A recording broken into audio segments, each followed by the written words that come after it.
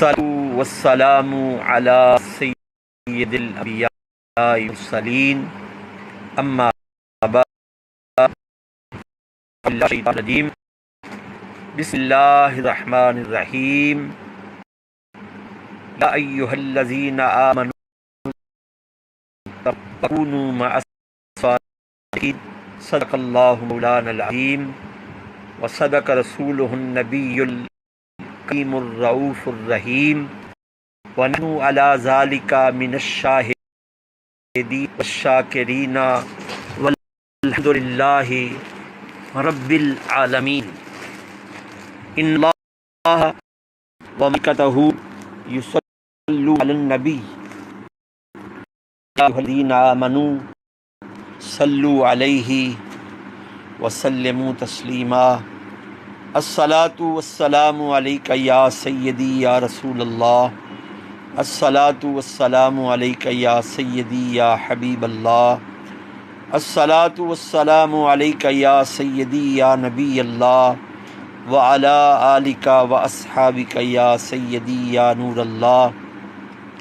امداد کن از رنج و غم آزاد کن در دین دنیا شاد کن یا غوث اعظم دستگیر۔ ناظرین محترم، السلام علیکم ورحمۃ اللہ وبرکاتہ۔ ہم پھر لائیو سیشن کر رہے ہیں اور یہ بتانا ضروری سمجھتا ہوں کہ میرا ٹک ٹاک پر لائیو آنا کسی میچ کے لیے نہیں ہے، بلکہ میری نیت یہ ہے کہ کوئی نیکی کا پیغام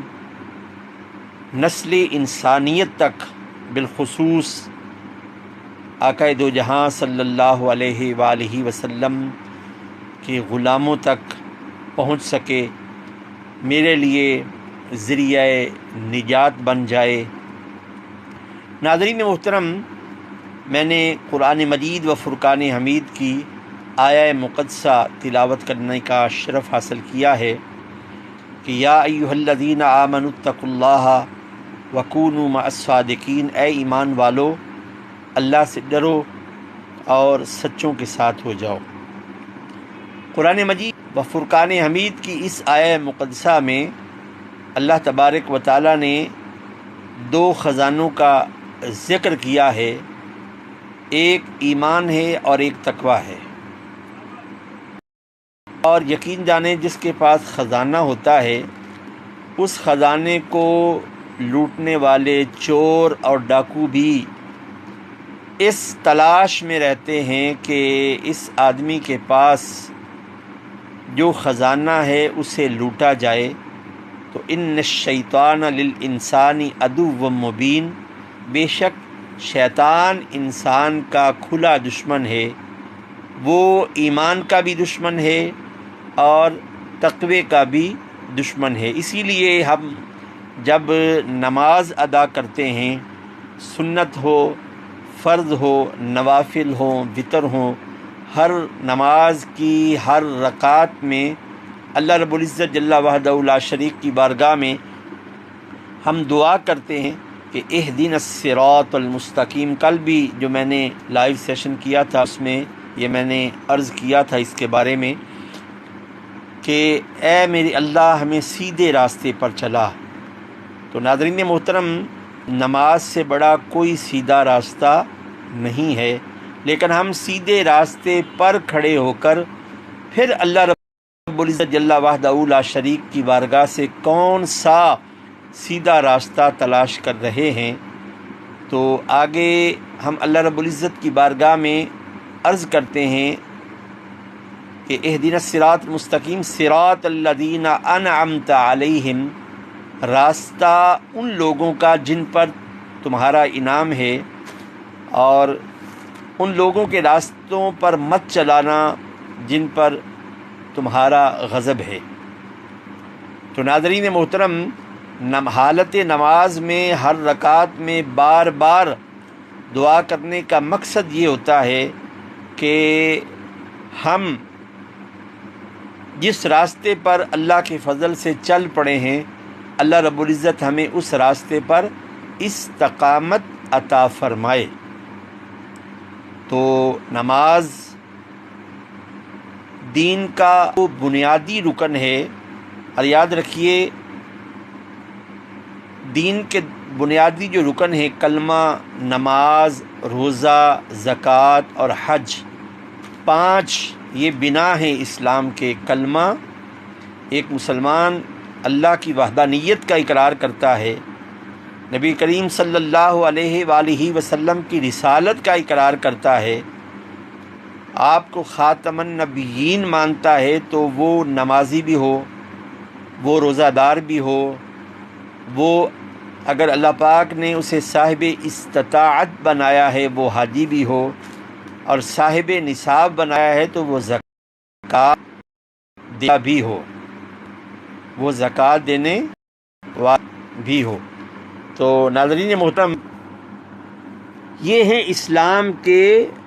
بنیادی اراکین: کلمہ، نماز، روزہ، زکوٰۃ اور حج۔ تو ہمیں بحیثیت مسلمان ہونے کے نماز ہم پر فرض ہے، نماز ہم پر فرض ہے، اور نماز کے بغیر ایمان مکمل نہیں ہوتا۔ قرآن مجید و فرقان حمید میں اللہ رب العزت نے تقریباً 750 مرتبہ، کتنی مرتبہ؟ 750 مرتبہ نماز کا حکم دیا ہے۔ یعنی خالق کائنات جل وحدہ لا شریک کی بارگاہ میں نماز کی اس طرح اہمیت ہے کہ نماز پڑھو، کھڑے ہو کر پڑھو، بیٹھ کر پڑھو، لیٹ کر پڑھو، اشاروں سے پڑھو، پر نماز پڑھنی ہے۔ نماز کو آپ نے چھوڑنا نہیں ہے، نماز کو آپ نے چھوڑنا نہیں ہے، تو نماز کو پڑھنا ہے۔ نماز کے بغیر بندہ قرب الہی حاصل نہیں کر سکتا۔ یاد رکھیے نماز نبی کریم صلی اللہ علیہ وآلہ وسلم کی آنکھوں کی ٹھنڈک ہے، نماز جنت کی کنجی ہے، نماز خالق کائنات جل وحدہ لا شریک کی بارگاہ میں قرب حاصل کرنے کا سب سے بہترین ذریعہ ہے۔ یہ جو ہم سنتے ہیں کہ فلاں شخص آگ پہ چلتا ہے، ہوا میں چلتا ہے، تو یہ کمال نہیں ہے۔ کمال یہ ہے کہ یا ایھا الذین آمنوا اطیعوا اللہ و اطیعوا الرسول، کہ اے ایمان والو اللہ عز و جل کی اطاعت کرو اور اس کے پیارے حبیب علیہ الصلاۃ والسلام کی اطاعت کرو۔ اور اللہ عز و جل کی اطاعت یہ ہے کہ آپ اس کے پیارے حبیب، آخری نبی، خاتم النبیین صلی اللہ علیہ وآلہ وسلم کے فرما بردار بن جاؤ، آپ کی سیرت پاک کو اپناؤ۔ جہاں قرآن مجید میں 750 مرتبہ نماز پڑھنے کا حکم ہے، تو صحابہ کرام رضوان اللہ تعالی اجمعین نے اس حکم کو سمجھنے کے لیے حضور نبی کریم صلی اللہ علیہ وآلہ وسلم کی بارگاہ میں عرض کیا کہ اے اللہ کے پیارے حبیب صلی اللہ علیہ وآلہ وسلم، اللہ رب العزت فرماتا ہے نماز قائم کرو، تو ہم نماز کس طرح قائم کریں؟ تو میرے آقا کریم صلی اللہ علیہ وآلہ وسلم نے ارشاد فرمایا کہ جس طرح میں نماز پڑھتا ہوں اسی طرح تم بھی نماز پڑھو۔ جیسے میں کانوں کو ہاتھ اٹھاتا ہوں، ہاتھ باندھتا ہوں، رکوع کرتا ہوں، سجود کرتا ہوں، تشہد کرتا ہوں، سلام پھیرتا ہوں، تو میری اداؤں کا نام نماز ہے۔ تو ناظرین محترم، قرآن مجید کسی کا محتاج نہیں ہے، اور یہ یاد رکھیے قرآن اللہ کی مخلوق نہیں ہے بلکہ اللہ کا کلام ہے۔ قرآن مخلوق نہیں ہے، اللہ کا کلام ہے۔ جب ہم کلام مجید کی تلاوت کرتے ہیں تو یہ نیت، یہ ذہن میں رکھیے کہ ہم اللہ سے کلام کر رہے ہیں، ہم اللہ سے کلام کر اللہ کی باتیں سن رہے ہیں۔ تو وہ مجھے یاد آ رہا ہے، حضرت مائی رابعہ بصری رحمۃ اللہ علیہ کہتی ہیں جب میرا جی کرتا ہے نا میں اللہ سے باتیں کروں تو میں نماز پڑھتی ہوں، اور جب میرا جی کرتا ہے اللہ مجھ سے باتیں کرے تو میں قرآن پڑھتی ہوں۔ تو جب بندہ قرآن پڑھ رہا ہو تو یہ سمجھے کہ رب کائنات مجھ سے کلام کر رہا ہے، اور یہ کلام ایسا کلام ہے کہ جو ایک قوم کے لیے نہیں بلکہ پوری عالمین کی طرف بھیجا گیا ہے۔ اور یہ وہ کلام ہے کہ اگر انسان کے دل پر یہ نازل کیا، اگر پہاڑوں پہ نازل ہوتا تو رب کائنات فرماتا ہے پہاڑ اس کی ہیبت سے ریزہ ریزہ ہو جاتا۔ تو پوری انسانیت میں ایک قلب ہے، اور وہ قلب مصطفیٰ صلی اللہ علیہ وآلہ وسلم ہے، جس قلب پر رب کائنات جل وحدہ لا شریک نے اپنی اس الہامی کتاب کو نازل کیا، اور پھر اس قلب مطہر کا فیض مشرق سے لے کر مغرب تک، شمال سے لے کر تک پھیلتا گیا، اور ایسا پھیلا کہ جس پر نظر پڑی ابو بکر کو صدیق اکبر بنا دیا، عمر کو فاروق اعظم بنا دیا، عثمان کو ذو النورین بنا دیا، علی کو شیر خدا بنا دیا، جس پر نظر پڑی اسے جنت کی خوشخبریاں عطا کی۔ اگر اتھوپیا کا رہنے والا، حبشے کا رہنے والا بلال آیا تو اسے رشک کمر بنا دیا کہ جب تک بکے نہ تھے یا رسول اللہ صلی اللہ علیہ وآلہ وسلم، جب تک بکے نہ تھے کوئی پوچھتا نہ تھا، آپ نے خرید کے ہمیں انمول بنا دیا۔ تو ہم نماز میں بار بار استقامت کی دعا کرتے ہیں، اہدنا الصراط المستقیم تکرار کرتے ہیں، ہر رکعت میں اللہ کی بارگاہ میں یہ دعا کرتے ہیں، یا اللہ جس نیکی کے راستے پر ہمیں لگا دیا ہے ہمیں اس راستے پر استقامت عطا فرما۔ تو ہمیشہ جب بھی کی جاتی ہے اپنے بزور بازو سے نہیں کی جاتی، بلکہ اللہ کا فضل ہوتا ہے، اللہ کی رحمت ہوتی ہے، اللہ پسند فرما لیتا ہے اس آدمی کو۔ دیکھیے نا، اذان کی مسجد سے آواز آتی ہے، کتنے لوگ ہیں جو اذان کی آواز سن کر مسلمان ہوتے ہوئے مسجد کے دروازے سے گزر جاتے ہیں۔ لاؤڈ سپیکرز کے ذریعے ہزاروں لاکھوں لوگوں کے کانوں تک وہ آواز پہنچتی، حی علی الصلاۃ، آؤ نماز کی طرف، حی علی الفلاح، آؤ فلاح کی طرف۔ تو ہم فلاح تلاش کرنے کے لیے پوری دنیا کا سفر کرتے، فلاح تو ہمارے دروازے کے قریب ہوتی ہے۔ تو چند لوگ ہوتے ہیں کہ جو اس آواز پر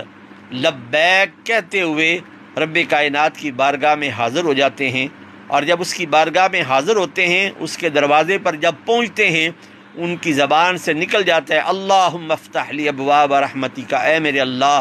ہمارے لیے اپنی رحمت کے دروازے کھول دے۔ اور جب واپس آتے ہیں تو پھر اللہ رب العزت کی بارگاہ میں عرض کرتے ہیں اللہم انی اسألک من فضلک و رحمتک،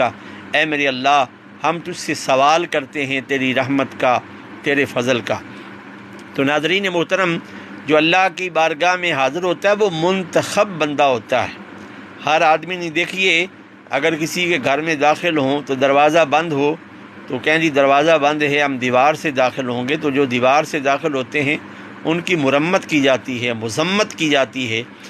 جب دروازے پر دستک دیں اور وہ دروازہ کھول دے تو یقیناً اس گھر والے کی مرضی ہوتی ہے کہ یہ ہمارے گھر میں داخل ہو سکتا ہے۔ تو اذان ایک اعلان ہے، حی علی الصلاۃ۔ اور جب ہم اللہ رب العزت کی بارگاہ میں حاضر ہوتے ہیں اور اس کے دروازے در اقدس پر حاضر ہو کر یہ کہتے ہیں اے میرے اللہ ہمارے لیے اپنی رحمت کے دروازے کھول دے، تو جب دروازہ کھلتا ہے تو کھلتا انہی کے لیے ہے جن پر اللہ پاک کا خاص فضل و کرم ہوتا ہے۔ تو دوستو نماز کی عادت ڈالیں، نماز کی عادت ڈالیں۔ ہمارا ٹک ٹاک پر آنا بھی اسی مقصد کا ہے کہ کوئی نیکی کا پیغام آپ تک پہنچے، آپ آگے شیئر کریں، ان تک پہنچے۔ تو جو ٹک ٹاک پر ہو رہا ہے وہ کیا ہو رہا ہے؟ فحاشی، عریانی، گالی گلوچ، ایک خاوند اپنی بیوی کو لا کر خود بھی بیزت ہوتا ہے، اس بیچاری کو بھی بیزت کرتا ہے، ننگی باتیں کی جاتی ہیں اور لوگ دلچسپی کے ساتھ ان کو گفٹ مارتے ہیں، یہ پھول مارو جی، یہ ڈبل ٹیپ کرو، ان چیزوں کا تو ہمیں پتہ ہی نہیں ہے۔ تو ہمارا ٹک ٹاک پر آنے کا جو مقصد ہے وہ نیت یہی ہے کہ ہمارے اس زبان سے جو اللہ پاک نے ہمیں دی ہے، اس زبان سے کوئی اچھی بات لوگوں تک پہنچ سکے۔ تو آج کی گفتگو یہاں پر ختم کرتے ہیں۔ اللہ رب العزت کی بارگاہ میں